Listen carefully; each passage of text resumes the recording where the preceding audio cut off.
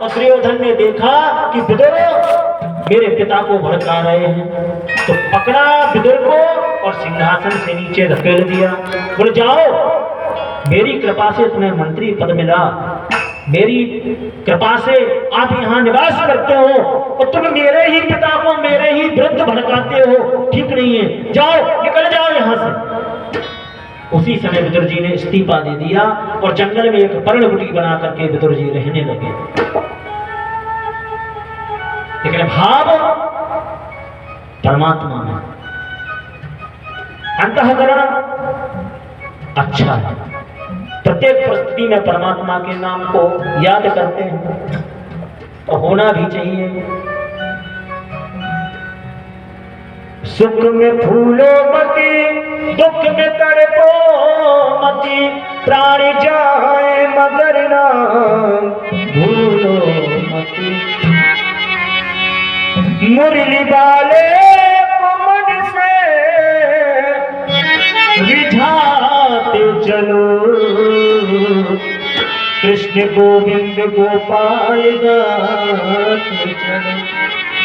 आप किसी भी परिस्थिति में रहें, परमात्मा के नाम को गाएं, परमात्मा के कीर्तन को गाएं। भाव में कभी विकृति ना हो, भाव परमात्मा में होना चाहिए। यहाँ विदुर को निकाल दिया धक्के मार के, लेकिन जरा भी भाव बिगड़ा नहीं। तो हमारे भाव की तो कहने का है। नवदुर्गन में महाराज चौराहे पे देवी जी पे कथन रखी जा, देखा होगा हर चौराहे पे देवी जी नवदुर्गन में रखी जा। तो महाराज 5 हैं, बड़ी भीड़ हो, दर्शन करके शाम को सब जा धूप कर ले, तो बड़े भाव से जे हैं। हमारा चप्पल ऐसी जगह उतार हैं कि देवी जी के दर्शन हो, चप्पलों दिखावे, पता नहीं कौन पहन जाए। सुतन धरो पूजा में, मन धरो खरबूजा में। अब देवी जी के सामने त्वमेव माता, चप्पल तो न लेगो, कौन से जूतन को देखा, पिता त्वमेव। देवी जी माता हो गई, जूता चप्पल पिताजी हो गए। त्वमेव बंधु, देख ले कोई पहन ना जाए, सखा त्वमेव विद्या द्रविणम त्वमेव। यहाँ भक्ति भी हो रही है, बाद में कहता है त्वमेव सर्वम मम देव देवा, सबसे बड़े देवा जी हैं। तो का देवी जी प्रसन्न हो।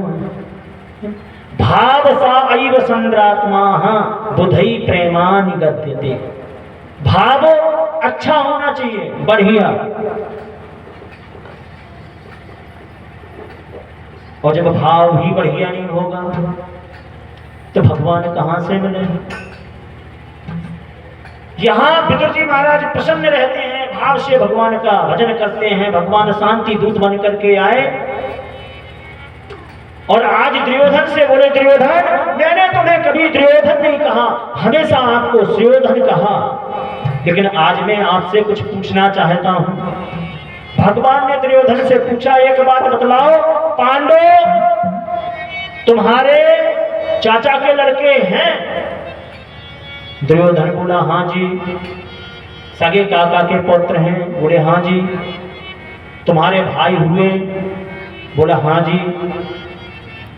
तुम्हारे चाचा के लड़के हैं? बोला हाँ जी। तुम्हारे भाई हुए? बोला हाँ जी। तो आधे राज्य के अधिकारी हुए? दुर्योधन बोला बिल्कुल नहीं। अरे भैया, जब चाचा के लड़के हैं, सगे भाई हैं, बोला हाँ जी। तो आधे राज्य के अधिकारी हुए? बोला दुर्योधन बिल्कुल नहीं। भैया क्यों नहीं हुए? अरे फिर भी अगर आधा राज्य नहीं दे सकते हो तो तुम 5 गांव दे दो,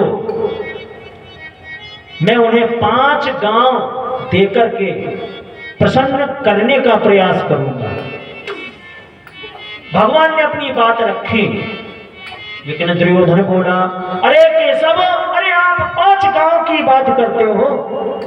अरे 5 गांव तो बहुत दूर की बात है।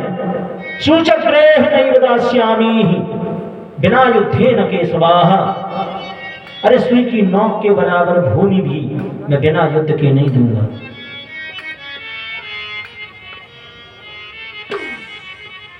जब इस प्रकार से दुर्योधन बोला तो भगवान बोले, अरे दुर्योधन, अरे तूने युद्ध की विभीषिका देखी कहाँ है? अरे युद्ध युद्ध, अरे तूने दादी से बाबा से कहानियों में पढ़ा होगा कि युद्ध क्या होता है। अरे जब युद्ध होता है तो हजारों बच्चे अनाथ हो जाते हैं, लाखों महिलाएं विधवा हो जाती हैं, रक्त प्रवाह होता है। अरे तू युद्ध की बात करता है। उसी समय वहां पर धृतराष्ट्र बैठे थे, उन्होंने दुर्योधन का हाथ पकड़ लिया, इशारा कर दिया कि देखो शांत रहो, कहीं ऐसा ना हो कि कृष्ण क्रोधित हो जाएं और सुदर्शन चल जाए, ऐसा ना हो कि जो बाद में होना हो वो कृष्ण के हाथों हो जाए। हाथ दाब दिया। दुर्योधन बोला, प्रभु अरे छोड़ो ये राजपाट की बातें, क्या रखा है इन बातों में, और मेरी माँ ने आपके लिए 56 प्रकार के भोग बनाए हैं, तो चलो भोग लगाओ प्रभु। भगवान बोले, दुर्योधन भोजन 3 ही परिस्थिति में किया जाता है, आव भाव और प्रभाव। या तो खिलाने वाले के प्रति भाव हो तो हम आपके यहां पा सकते हैं, तो भाव तेरे अंदर है नहीं है, और रही बात अभाव, मेरे यहां कमी नहीं है। और तीसरी बात है प्रभाव।